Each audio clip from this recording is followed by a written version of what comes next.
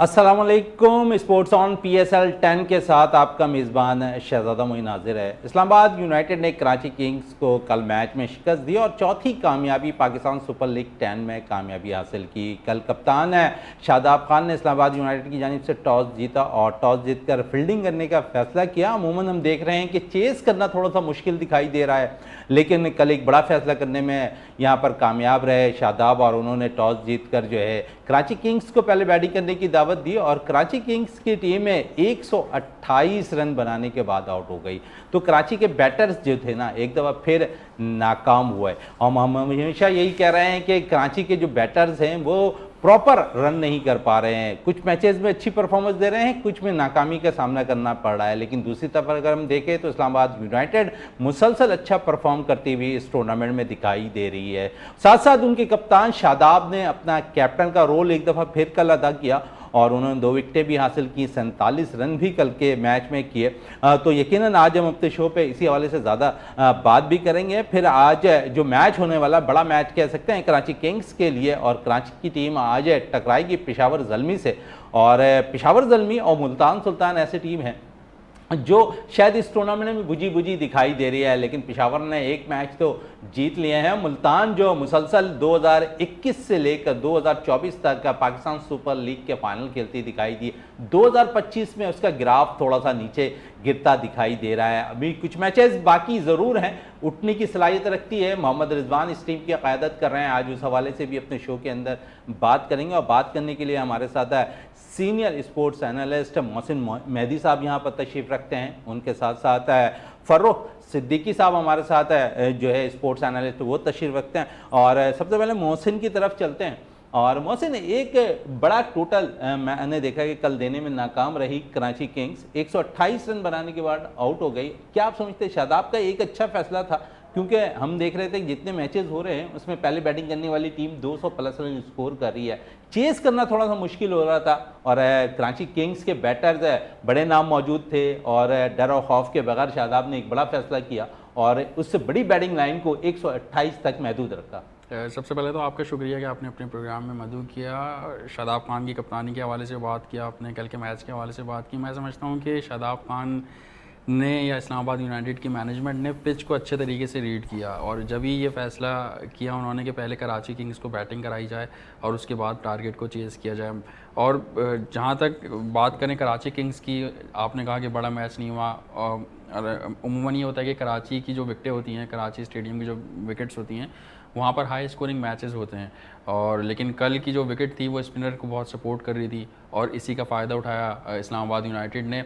और मैं समझता हूँ कि जो कराची किंग्स हैं उन्होंने पिच को रीड करने में थोड़ी सी गलती की या जल्दबाजी की शॉट्स लगाने में, क्योंकि बॉल बैट पर इतनी आसानी से आ नहीं रहा था। तो अगर आप, मैं कमेंट्री भी सुन रहा था तो उसमें यही कह रहे थे अगर आप 140, 150 या 145 तक स्कोर करते, सिंगल डबल ज़्यादा चलाते, पार्टनरशिप लगाते, तो इतना स्कोर अगर करते तो सामने वाली टीम को मुश्किलात में डाल सकते थे। और आपने देखा कि 4 विकेटें गिरी। हसन अली बहुत अच्छी रिदम में नज़र आ रहे हैं कराची किंग्स की जानिब से। वार्नर बुझे हैं, विंस ने अच्छा परफॉर्म किया है और खुशदिल शाह ने कुछ मैचेस में अच्छा परफॉर्म किया है। जेल ऐसा लगता है जेल नहीं हो पा रही है। और फरूख साहब, आपसे ये बात कहूँगा क्योंकि 6 विकेटों से कल कामयाब रही है यहाँ पर टीम, यहाँ पर इस्लामाबाद की।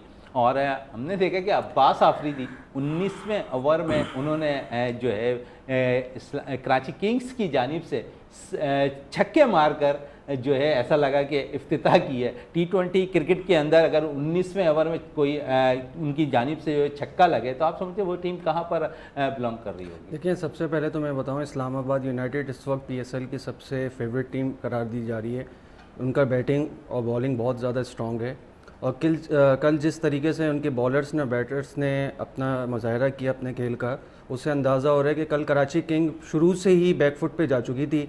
और यही बात जैसे मोहसिन ने कही कि स्टार्टिंग में डेविड वार्नर और गैर ज़रूरी शॉट्स खेल के जो आउट हुए, तो मैं समझता हूँ कि उनको कप्तान थे तरीके से खेलते तो ये बैटिंग इतनी बुरी नहीं थी जितनी कराची किंग्स ने किया। और मैं समझता हूँ कल 200 प्लस टोटल होना चाहिए था। आपको पता है कराची में कराची और मुल्तान सुल्तान का मैच हुआ था तो 230 प्लस गया था। तो कल इसी कराची के में बिल्कुल, और यही सेम टीम थी ना, लेकिन जिस तरीके से अब्बास आफरीदी ने आके इस पिच पे जिस तरीके से लास्ट में आके उसने छक्के लगाए, तो उसने ये बताया कि बैटिंग के लिए बहुत अच्छी पिच थी। हमारे शुरू के बैटर्स ने कोई खातिर ख्वाह कोई अच्छे शॉट्स नहीं खेले। खुशदिल शाह जो इतने अच्छे परफॉर्म करते जा रहे थे, लेकिन कल बिल्कुल भी उन्होंने समझदारी से नहीं खेला। इस वजह से तो ऐसा नहीं लगता है कि डेविड वार्नर पे बड़ा रिलाइव कर रही है इस वक्त, क्योंकि वो कप्तान भी कराची किंग्स के हैं और वो मुसलसल रन नहीं कर पा रहे हैं, और नहीं रन करने की बिना पर शायद टीम नहीं उठ पा रही है यहाँ पर कराची किंग्स की एज ए बैटिंग में। देखिए, टीम किसी एक प्लेयर पर डिपेंड नहीं करती, ये पूरी 11 उसकी टीम होती है और 11 के 11 को रोल प्ले करना होता है। लेकिन चूंकि हमारे जो जूनियर्स हैं वो पूरा डिपेंड कर रहे हैं कि डेविड वार्नर ऊपर से आके स्ट्राइक अच्छा करेंगे, अच्छा टोटल देंगे, तो हमें बॉलिंग में इतनी जान नहीं मारनी पड़ेगी। कुछ जगहों पे लग रहा है कि वो डेविड वार्नर पे बहुत ज़्यादा भरोसा कर रहे हैं, लेकिन मैं चाहूँगा जो हमारे लोकल प्लेयर्स हैं जो यहाँ खेलते रहते हैं मुस्तकिल, डिफरेंट कप्स, नेशनल कप्स खेल रहे होते हैं और कायद-ए-आज़म ट्रॉफी खेल रहे होते हैं, तो उनको पिच की अवेयरनेस भी है, हर चीज़ का पता है, तो उनको भी आके डोमिनेट करना चाहिए। डेविड वार्नर आए, उनकी मेहरबानी कि वो आके टीम को लीड भी कर रहे हैं और बहुत अच्छा फाइट कर रहे हैं। आप पिछले कराची किंग्स की कप्तानी देखें, उस मुकाबले में डेविड वार्नर कराची किंग्स को बड़ा ऊपर लेके गए हैं। मुल्तान सुल्तान का मैच आपने देखा था कि मुल्तान सुल्तान का यकीनी मैच कराची किंग्स हार गया था, लेकिन डेविड वार्नर जिस तरीके से कप्तानी की, अपने प्लेयर्स को बैकअप किया और जिस तरीके से खुशदिल शाह ने आके मैच को बचाया इन दोनों ने, तो मैं समझता हूँ उनको क्रेडिट जाता है। चलें, क्रेडिट जाता है, लेकिन साथ साथ कल के मैच में अगर हम देखें तो जो रोल अदा किया ना इस्लामाबाद यूनाइटेड की जानिब से उनके कप्तान शादाब ने किया है, तो शादाब के लिए क्या कहेंगे? एक बिल्कुल थोड़े से डिफरेंट अंदाज में नज़र आ रहे हैं, टीम भी जेल है उनकी, कप्तानी अच्छा कर रहे हैं, फैसले अच्छे कर रहे हैं और बैटर्स तो उनके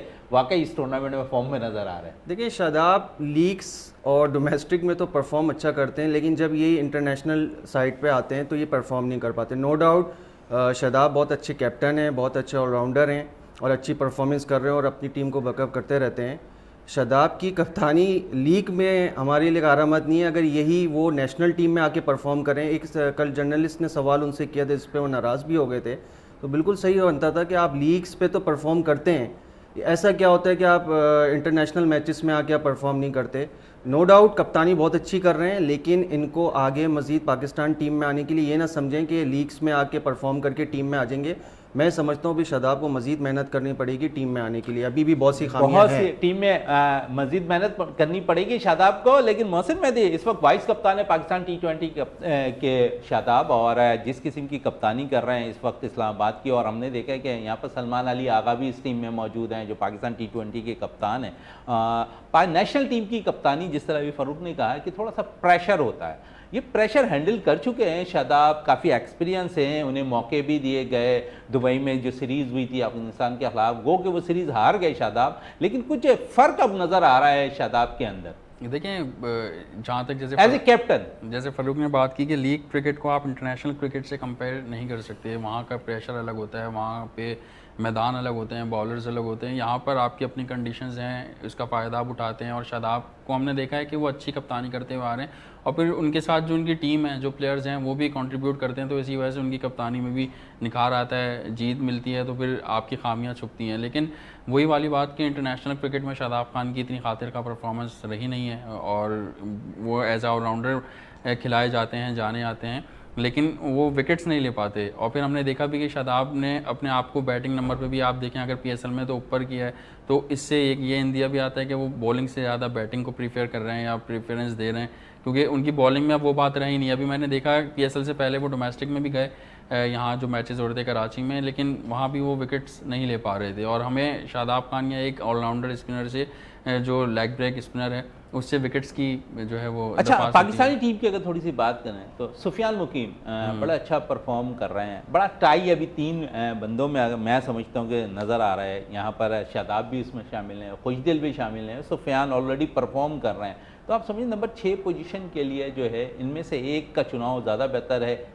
देखिए, मैं समझता हूँ कि एक का चुनाव बिल्कुल ज़्यादा बेहतर होगा, लेकिन आप अगर यंगस्टर को मौका देंगे तो जाहिर है कि वो पाकिस्तान का फ्यूचर है। शादाब खान वगैरह को हम आजमा चुके हैं, और फिर वही वाली बात है, सुफियान और शादाब का भी आप रिसेंट कंपैरिजन कर लें तो फिर सुफियान आपको आगे दिखाई देंगे। गो के बैटिंग में वो थोड़े से शादाब से वीक हैं, लेकिन अगर आप यंगस्टर्स को मौका देंगे तो वो आपकी टीम के लिए आगे बेनिफिशियल होगा। खुशदिल शाह की जहाँ तक आपने बात की, कल के मैच में, क्योंकि मैंने कहा कि स्पिनर्स को सपोर्ट कर रही थी, तो उनकी बॉलिंग अच्छी रही। लेकिन आप उनको एज अ प्रॉपर स्पिनर नहीं खिला सकते, वो पार्ट टाइम बॉलर हैं, पार्ट टाइम बॉलर की हैसियत से आप खिला सकते हैं। आप बैटिंग में आप जो उनका रोल है नंबर 6 या 7 बेहतर लग रहा है आपको कि रोल अदा कर रहे हैं इस पाकिस्तान सुपर लीग में? कुछ अच्छी इनिंग उन्होंने खेली है। देखिए 3 मैचेस हुए हैं, एक अच्छी इनिंग तो खेली है जिसमें आपको याद हो जॉर्डन को 1 ओवर में 3 छक्के लगाना। जॉर्डन जैसे बॉलर को जो कि डेथ ओवर के स्पेशलिस्ट कहलाते हैं, वहाँ पर उन्होंने बहुत अच्छा मैच खेला और अपनी टीम को तकरीबन जेम्स विंस और खुशदिल शाह ने कश्ती पार लगा दी थी, वरना विकेट्स गिर गई थी और कोई नहीं समझ पा रहा था कि 227 रन जो हैं वो चेज हो जाएंगे 237 या 227। और पाकिस्तान सुपर लीग का मेरा ख्याल है सबसे हाईएस्ट टोटल, सबसे हाईएस्ट टोटल जो है वो चेज किया हिस्ट्री में। तो मतलब खुशदिल शाह में टैलेंट तो है, स्पार्क है, लेकिन यही है कि कंसिस्टेंसी की एक बात होती है। कंसिस्टेंसी जब तक आपके अंदर नहीं आएगी, जैसे साहबजादा फरहान है, कंसिस्टेंट परफॉर्म कर रहे हैं, 10 मैचों में 400 लगा चुके हैं, 50 कर चुके हैं। तो इस तरीके कितना बेनिफिट होता है? साहबजादा फरहान की आपने बात की कि डोमेस्टिक में रेगुलर परफॉर्म करना, और जब एक बड़े इवेंट में उन्हें शामिल किया जाता है, गो कि उस वक्त तक फ्रेंचाइज ने इन्हें पिक नहीं किया था, इस्लामाबाद ने लास्ट टाइम इन्हें पिक किया और वो इस वक्त अहम सतून करार दिए जा सकते हैं इस्लामाबाद यूनाइटेड के एज ए बैटर। और आप समझते हैं साहबजादा अपना रोल बड़ा अच्छा अदा कर रहे हैं? देखिए साहबजादा फरहान नो डाउट बहुत टैलेंटेड खिलाड़ी हैं और मतलब मैं 2-3 साल से उनको फॉलो कर रहा हूँ। डोमेस्टिक को जब फॉलो करता हूँ तो डोमेस्टिक में भी वो रन्स करते हैं और जो हार्ड वर्क है वो आपको दिखाई देता है। कोई खिलाड़ी अगर हार्ड वर्क करता है तो वो आपको मैच में दिखाई देता है, किस तरह से वो शॉट खेलते हैं, दीदा दिलेरी के साथ आकर वो परफॉर्म करते हैं। और यही आजकल की जो है क्रिकेट की डिमांड है कि भाई आप इस तरह की मॉडर्न डे क्रिकेट खेलें। इंग्लैंड, न्यूजीलैंड, इंडिया, ये सारे खिलाड़ी आपने देखा आईपीएल में 300, 280 रन बन रहे हैं। तो इसी तरह की क्रिकेट आपको खेलनी पड़ेगी। गो कि साहबजादा फरहान को इंटरनेशनल क्रिकेट में मौका मिला, वो इस तरह से परफॉर्म नहीं कर सके या कामयाब नहीं हो सके, आपको कंडीशंस भी देखनी पड़ती हैं। साहबजादा फरहान यहाँ पर ज़्यादा पाकिस्तान को बेनिफिट दे सकते हैं या यहाँ पर ज़्यादा परफॉर्म कर रहे हैं। आपने उनको मौका दिया, ऑस्ट्रेलिया में क्राइस्टचर्च में 2 मैचेस खेले, ब्रिस्बेन में मैचेस खेले, वहाँ तो बाबर आजम, मोहम्मद रिजवान ने डांस किया अभी न्यूजीलैंड की सीरीज में। चलिए, बड़ी अच्छी बात कही कि बाबर और रिजवान भी मुश्किलात का शिकार दिखाई दे रहे थे और साहबजादा फरहान को उन विकेटों पे मौका मिला। गो के कॉन्फिडेंस देने के लिए अगर होम कंडीशन, होम क्राउड और होम एडवांटेज अगर किसी बैटर्स को देना है ना, तो होम सीरीज़ के अंदर उन्हें मौका दिया जाए तो वो कामयाब हो सकते हैं। और अगर साहबजादा फरहान मुसलसल एशियन विकेटों पे अच्छी कारकर्दगी दिखा रहे तो हमें ज़रूरत है कि साहबजादा फरहान की मज़ीद एतमाद को बहाल करने के लिए हम होम जो सीरीज़ होती है उन्हें मौका दें। इस वक्त मुझे ब्रेक के लिए कहा जा रहा है, ब्रेक से वापस आते हैं तो गुफ्तगू को मज़ीद जारी रखते हैं।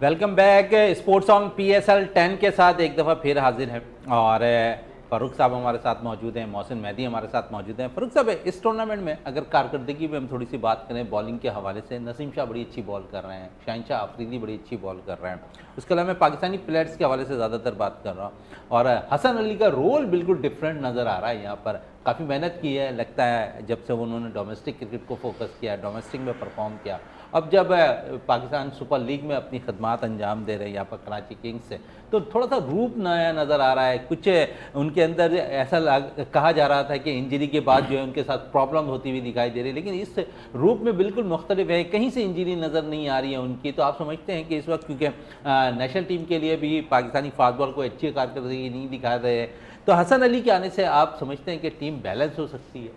देखिए, हसन अली टॉप बॉलर हैं PSL के, अब तक सबसे ज़्यादा विकेट लेने वाले वो प्लेयर बन गए हैं।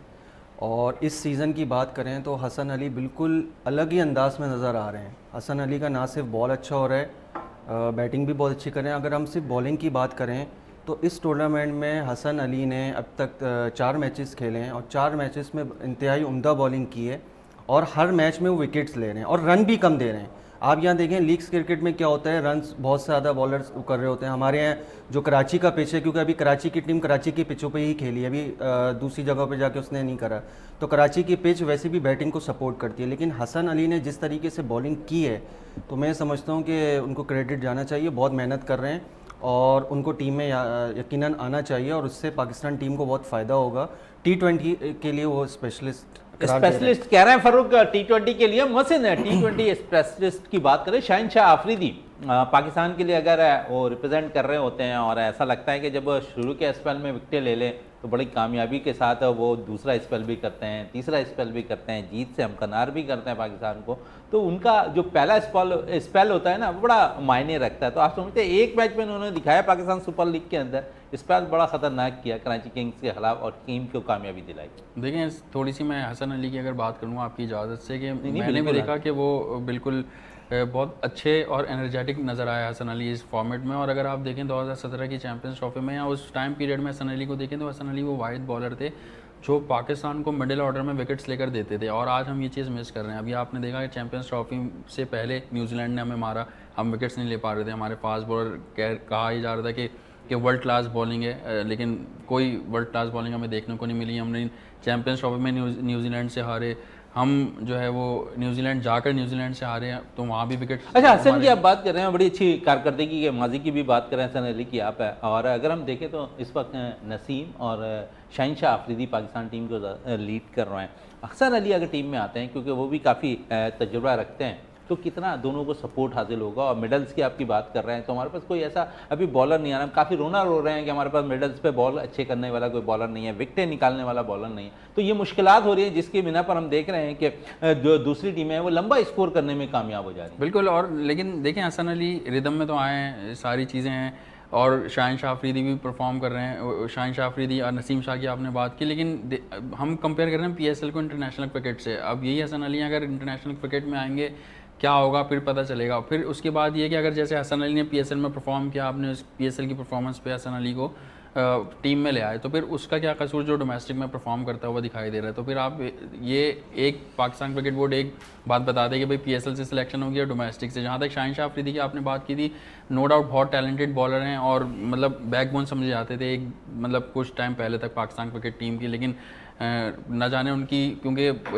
अब ना वो शुरू में विकेट्स लेते हुए दिखाई दिए, बहुत कम मैचेस ऐसे होते हैं कि वो शुरू में विकेट्स लेते हैं। और स्पेल की जहाँ तक आपने बात की, तो हर बॉलर के लिए ये होता है कि उसका पहला स्पेल अगर तगड़ा गया, या हर बॉलर ये चाहता है कि उसका पहला स्पेल तगड़ा जाए ताकि जब बॉलर को विकेट मिलती है तो वो और उसमें एनर्जेटिक होता है, एनर्जी आती है और फिर वो मज़ीद अच्छे रिदम से के साथ बॉल करता है। तो शाहिनशाह आफरीदी की ये चीज़ हम थोड़ा मिस कर रहे हैं जो कि पहले उनमें थी। अच्छा, एक पाकिस्तान सुपर लीग से उभरता हुआ सितारा निकल कर आया, पाकिस्तान को रिप्रेजेंट किया, लेकिन मंजर से कुछ उसके बाद गायब होता हुआ दिखाई दिया। पाकिस्तान सुपर लीग में एक दफ़ा फिर वो नुमाइंदगी कर रहा है और लाहौर कलंदर्स की जानिब से।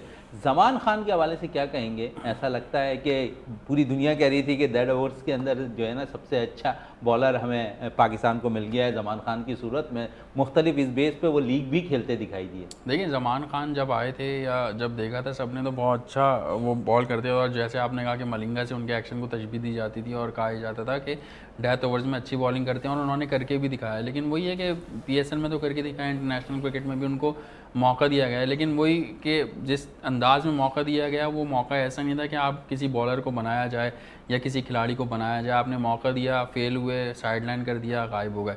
तो अगर आपको प्लेयर बनाना होता है, आपको लगता है कि उसमें पोटेंशियल है, आप उसको कैरी करते हैं, उसको साथ लेकर चलते हैं, टीम के बेंच पे बिठाते हैं, मौका देते हैं।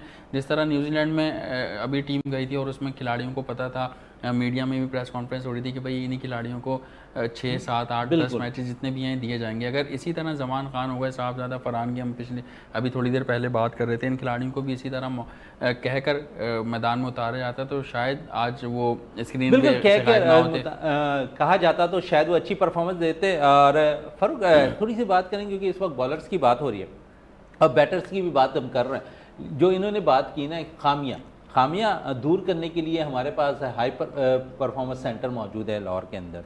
और हसन अली में इसलिए हसन नवाज़ की इसलिए मैं थोड़ी सी बात करूंगा कि एक 100 करने वाला बैटर उसके अंदर यकीनन सलाहियत है। जब उसने 100 रन किए हैं, 4 इनिंग्स में वो नाकाम हुआ, उनकी खामियों को जो दूर करना है वो हाई परफॉर्मेंस सेंटर पर दूर हो सकते हैं। इसी तरह इन्होंने बात की साहबजादा फरहान अगर मुसलसल नेशनल लेवल पर जाकर नेशनल टीम की जानिब से परफॉर्मेंस नहीं दे सकते तो खामियां उनके अंदर मौजूद है साहबजादा फरहान, वो दूर करने के लिए हाई परफॉर्मेंस सेंटर, तो परफॉर्मेंस सेंटर हमारे पास जो मौजूद है ना हाई परफॉर्मेंस, तो वहाँ इन खिलाड़ियों को अगर ले जाया जाए, उनके जो वो समझते हैं कि उनमें जो खामियां हैं वो दूर की जाए, तो हमारे लिए अच्छे प्लेयर्स मजीद बेहतर हो सकते हैं। और साथ साथ है क्योंकि ज़मान की भी बात हो रही है, आज देखें ज़मान कहाँ है, वरना पिछले सीज़न में आप देख लें कि ज़मान कहाँ मौजूद था। देखें, किसी प्लेयर्स को बनाने के लिए सबसे ज़्यादा तरबियत गाह बहुत इंतहाई अहम होती है। जो कोचिंग सेंटर, ये जो NCA वगैरह जहाँ प्लेयर्स बनते हैं, ग्रूम होते हैं, वहाँ पर कोचिंग स्टाफ उस तरीके का नहीं है जिस तरीके का पाकिस्तान के अंदर आप पाकिस्तान समझते के हैं कि अंदर बहुत है। ऐसा होता ऐसे दिखाई हैं बहुत से कोचिंग स्टाफ का मैं नाम ले सकता हूँ। इस्लामाबाद यूनाइटेड के हनीफ मलिक का नाम आपने सुना होगा। आप ये देख लें उसने किस तरीके से रोमान रईस पे वर्क किया है, और इस PSL में रोमान रईस कहाँ पर हैं, वो एक तरीके से रोमान रईस का तकरीबन कैरियर ख़त्म हो चुका था। लेकिन हनीफ मलिक जैसे, मैं हनीफ मलिक का नाम इसलिए ले रहा हूँ कि चूँकि हम यहाँ रहते हैं, हमें पता है इस जैसे और कोचेस बड़ी भी अच्छी हैं। बात की, इस पर मैं कंटिन्यू भी करूंगा, लेकिन रोमान रईस के हवाले से थोड़ी सी बात कर लूँ। आज उनकी जो है बहन का भी इंतकाल हुआ है, तो हम पूरी टीम ही इस वक्त रोमान रईस के इस मौके पर जो है ताज़ियत करती है और साथ साथ दुआ गो है कि उनकी पूरी फैमिली को सब्र जमील अता फरमाए। तो क्या कहेंगे, रोमान भी वो प्लेयर है जो पाकिस्तान को रिप्रेजेंट कर चुके हैं, वो भी पाकिस्तान सुपर लीग की दरिया। देखिए, रोमान का तकरीबन कैरियर ख़त्म हो चुका था, और रोमान पे जिस तरीके से हनीफ मलिक ने वर्क किया, उसने कहा अभी तुम्हारी कई क्रिकेट बाकी है और इतनी जल्दी ख़त्म नहीं हो सकती क्रिकेट। आप देख लें, उसको ना सिर्फ इस्लामाबाद यूनाइटेड में पिक किया, और इस वक्त इस्लामाबाद यूनाइटेड के मेन बॉलर्स हैं वो, उनको जो उनके बगैर बॉलिंग स्ट्रेंथ इतनी मजबूत नहीं है। ज़मान खान की आप बात कर रहे थे, ज़मान खान और मलिंगा एक ऐसा एक्शन है, प्लेयर किसी भी बैटर को उसको रीड करना बहुत मुश्किल है। हमारे यहाँ बदकिस्मती ये है कि हम बड़े प्लेयर्स को तो मौका दे देते हैं। शाहीन शाह अफरीदी 10 मैच में परफॉर्म नहीं करेगा, हम उसको मौका दे देंगे, लेकिन अगर यही कोई दूसरा प्लेयर वसीम जूनियर आ जाए या ज़मान खान आ जाए या एहसानुल्लाह आ जाए, ये 2 मैच में परफॉर्म नहीं करते तो उनको टीम से बाहर कर दिया जाता है। मैं ये समझता हूँ जैसे और बॉलर्स हैं, शाहीन शाह अफरीदी ने नो डाउट पाकिस्तान को बहुत अहम मैचेस जितवाए हैं, उनकी बॉलिंग बहुत अच्छी थी, लेकिन अब उनमें वो रिदम नहीं रहा।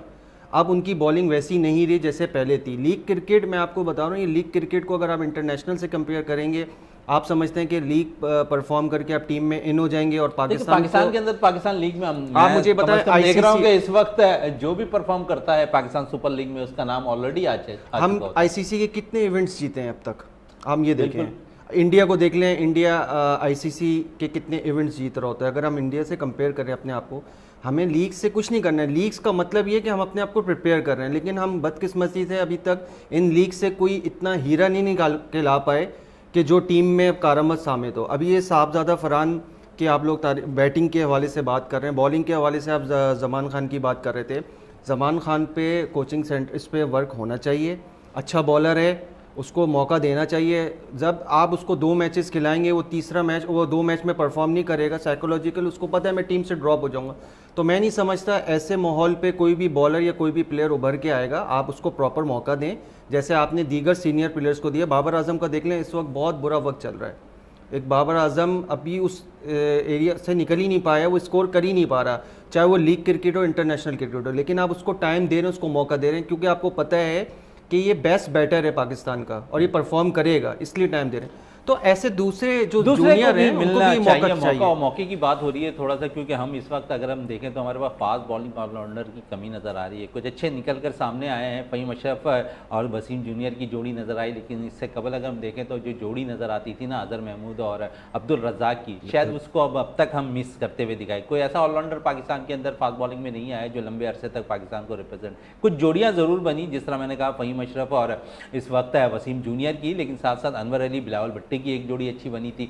फिर अगर करीब हम देख लें तो यहाँ पर आमिर जमाल एक ऐसा ऑलराउंडर निकल कर आया जिस पे मेहनत करने की ज़रूरत है, और अब इस वक्त PSL में भी अच्छी बॉलिंग का मुजाहरा आमिर जमाल कर रहे हैं। तो क्या कहेंगे मोहसिन, क्योंकि हमारे पास फास्ट बॉलिंग ऑलराउंडर नज़र नहीं आ रहे, ये वो जिस तरह यहाँ पर फ़ारूक कह रहे हैं कि हमें ज़रूरत है काम करने की, हम पाकिस्तान सुपर लीग अगर करा रहे हैं तो वहाँ से अच्छे ऑलराउंडर्स भी निकाल सकते हैं। और जिस तरह मैंने आमिर जमाल की बात की है, ऐसे दानियाल एहसन है एक ऑलराउंडर, उनके साथ साथ हम देखते हैं कि अब्बास आफरीदी जिस किस्म का इनिंग उन्होंने खेली है, तो हमारे 2-4 खिलाड़ी तो ऐसे हैं जिन्हें मौका दे सकते हैं, लेकिन प्रॉपर मौके देने की बात जो आप कह रहे हैं ना कि यहाँ पर उन्हें देना चाहिए। जिस तरह हमने न्यूजीलैंड सीरीज़ में खिलाड़ियों को मौका दिया, तो यहाँ पर भी हम जो सीरीज़ आ रही है अभी बांग्लादेश के खिलाफ, तो वहाँ पर भी हम प्रॉपर अपने बॉलिंग फास्ट बॉलिंग ऑलराउंडर को अगर बना के कोई पेयर दे दें तो ज़्यादा बेस्ट होगा आमिर जमाल के साथ। बिल्कुल, आपने आमिर जमाल की बात की, बहुत ज़बरदस्त प्लेयर है, मेहनती है और जान के साथ बॉलिंग करता है, बैटिंग तगड़ा इसलिए कि आंखों में आंखें डालकर। बिल्कुल। और अब मैं आपको बताऊं, आंखों में आंखें डालकर बात करते हैं ना, इसीलिए आपके सिस्टम को नहीं पसंद और इसीलिए वो बाहर ड्रॉप हो जाते हैं, वरना उसकी मैं समझता हूँ कि चैंपियंस ट्रॉफी में भी जगह बनती थी आमिर जमाल की। और जो आप बात कर रहे हैं रज़ाक और अजहर महमूद जैसी, तो वो झलक भी इसमें, बल्कि उससे ज़्यादा ही मेरा ख्याल है पेस है उसमें।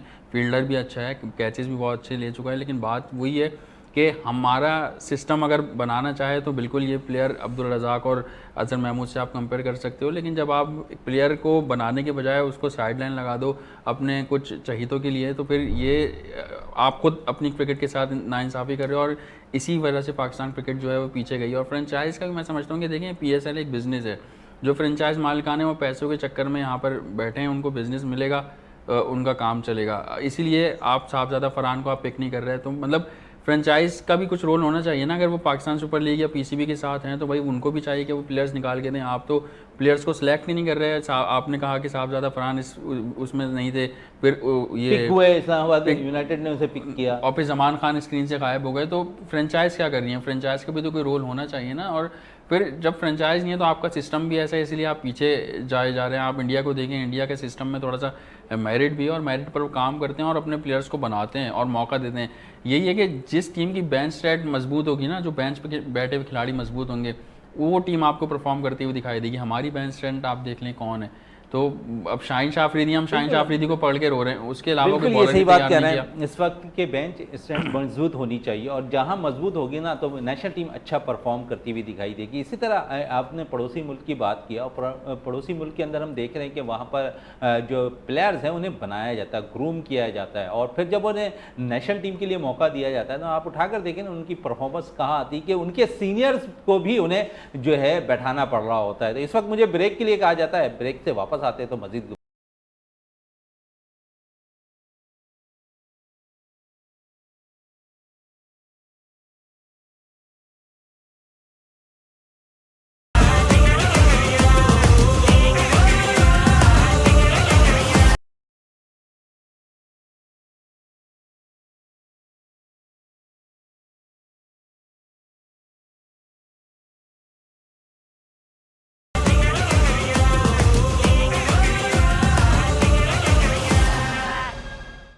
Welcome back.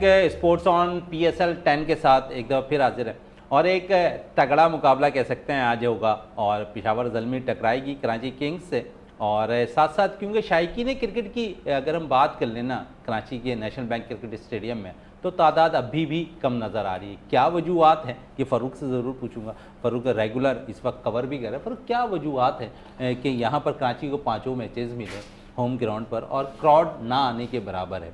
और साथ साथ क्योंकि बड़ी टीमें आज पेशावर भी, कल भी तवक्को की जा रही थी कि संडे है, ऑफ है, और लेकिन इसके बावजूद हमने देखा कि यहाँ पर जो है क्राउड कल भी उस मुताबिक नहीं आती हुई दिखाई दी। क्या वजूहत समझते हैं क्राउड का ना आना?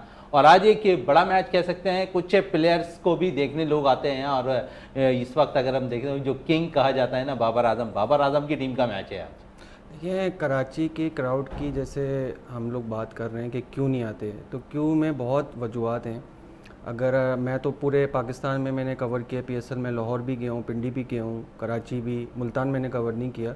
लेकिन कराची के क्राउड का सबसे बड़ा मसला ये है, एक तो पार्किंग का इशू है, सबसे मेन इशू है कि वो टिकट जहाँ से बुक कराया जाता है उनको टिकट की अवेयरनेस ही नहीं है। एक लोकल जिसको जो पढ़ा लिखा बंदा नहीं है उसको आज भी आप पूछें बाहर खड़े होके, जब मैच डे होता है, आज मैच डे हम देखेंगे, वो पूछेंगे भाई टिकट कहाँ से मिल रहे हैं, उसको यही नहीं पता कि टिकट किस तरीके से बुक कराए जाते हैं। इतना मुश्किल तरीका किया हुआ है।